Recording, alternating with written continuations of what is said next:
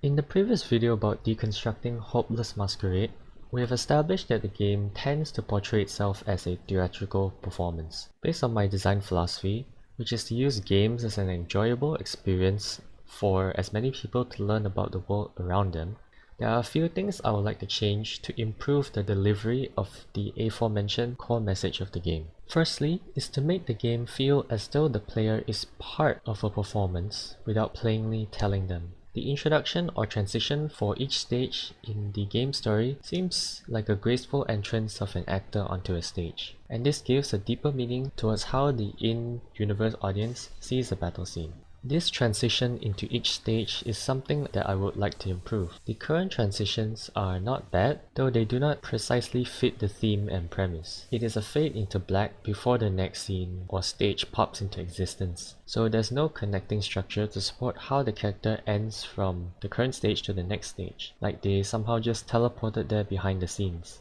If the game itself is a collection of stages for the performance of battles that the player is a part of, then there should be meaningful transitions between these game scenes. Otherwise, the players will face the black screen every time a battle is finished, so this transitioning could break the flow. I will make the introduction of each new stage link from the end of another by incorporating a more fluid transition.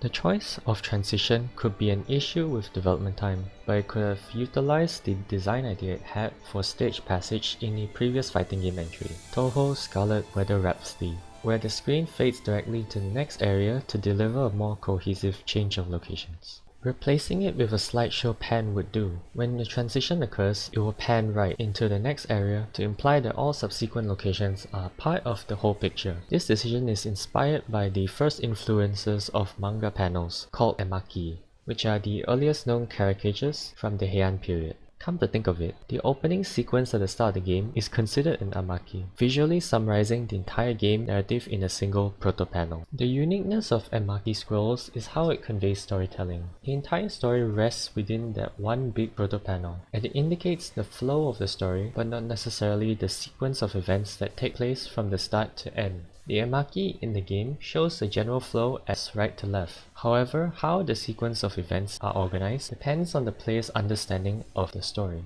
Although unsequential, the proto-panel is designed to lead readers from one space of imagery to the next based on how they understand the overall picture, which is the case for each unique character story in the game. The change I've suggested would help bring to light the unique property of this proto-manga panel infused with the game's narrative structure.